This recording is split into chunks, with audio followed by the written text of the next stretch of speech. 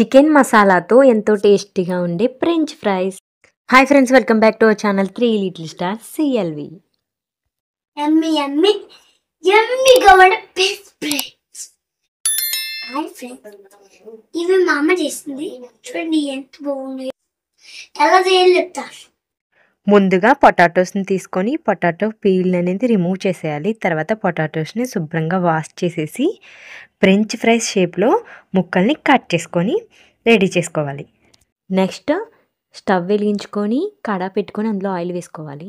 ముందుగా మనం కట్ చేసి పెట్టుకున్న ముక్కలలో చికెన్ మసాలాని యాడ్ చేసుకోవాలి. ఈ చికెన్ మసాలాని వేసుకోవడం వల్ల ఫ్రెంచ్ ఫ్రైస్ అనేవి చాలా టేస్టీగా అయితే ఉంటాయి.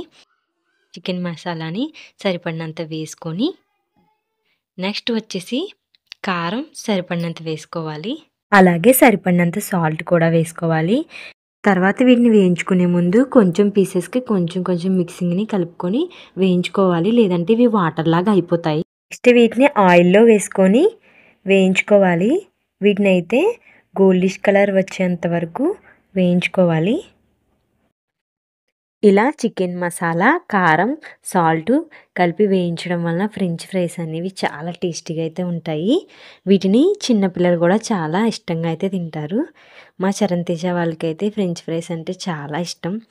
మీరైతే ఫ్రెంచ్ ఫ్రైస్ని ఇలా అయితే ట్రై చేసి చూడండి, చాలా టేస్టీగా ఉంటాయి. చికెన్ మసాలాతో చూడండి, చాలా క్రిస్పీగా చాలా బాగున్నాయి. వీటిని అయితే మా చరణ్ తేజ అయితే టేస్ట్ చేసి చెప్తారు. చూడండి, తింటే ఎలా ఉంటుందో చూద్దాం. సూపర్గా ఉంటుంది, చూద్దాం. చాలా టేస్ట్గా ఉంది, చాలా బాగుందండి, చాలా యమ్మీ, బాగా సూపర్. బాయ్, సబ్స్క్రైబ్ చేసుకోండి, లైక్ మర్చిపోకండి.